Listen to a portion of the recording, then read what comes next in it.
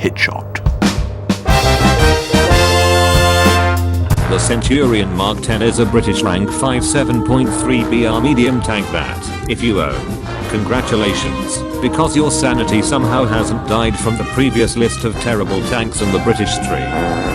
This fat bastard is the result of the British constantly being undergunned and shitting themselves about Soviet tanks so much that they panicked and rammed as big a gun as possible into literally any tank they could find.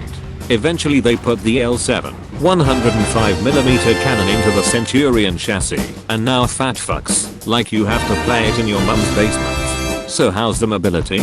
In a word, average. The Rolls-Royce Meteor is a decent engine giving 650 horsepower. However, the Centurion didn't get its speed license from the government, and as such is limited to 20 fucking miles an hour.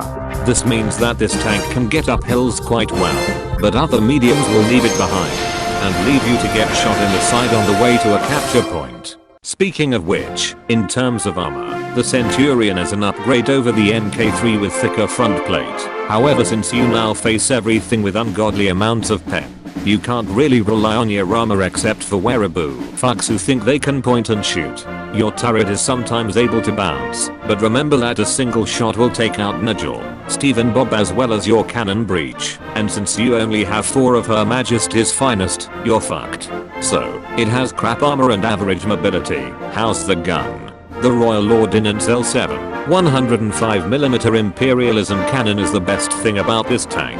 Accurate and acceptable reload, as well as being more stable than the world under Pax Britannica. Unfortunately, the shell choices are wank. The Shot L28 or 1A PDS round has nearly 300mm of penetration as 100 meters. That's pretty good. With the trade-off that the internal damage is utterly crap. If you don't disable the gunner or breach in the first shot, your target will get away. If you don't disable the driver quickly, he will run away.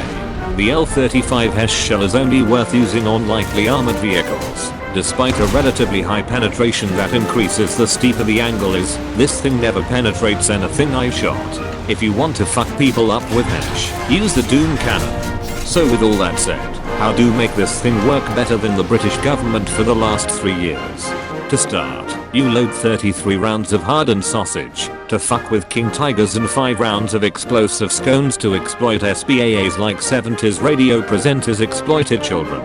This should empty out a lot of ammo from the turret, although because Steve needs somewhere to put the kettle on, you store most of the booze and fags with Chantel at the front of the tank. Because of this, you play carefully. Carrying in this thing is difficult, so you act as a support tank. Use your low shell drop to snipe stupid fat tigers from miles away, and where they'll take ages to range in on you. Sneak out and shoot shitbeats while they reload and use your good reverse speed to get out of there before the fist of Stalin returns. Always aim for the turret and specifically the gunner. Then once he's suffered a significant emotional event, use your knowledge of enemy crew compartments and take him apart like Scottish nationalists breaking up the Union. Just remember to not be too aggressive and get flanked by insufferable bastards in leopards and schierpanzers, because you are a big fat and soft target, much like a real Englishman, and your repair costs are fucking astronomical. This is the correct way to play the Centurion Mark 10. Now go out there and spread imperialism to all capitalist and communist bastards on the battlefield.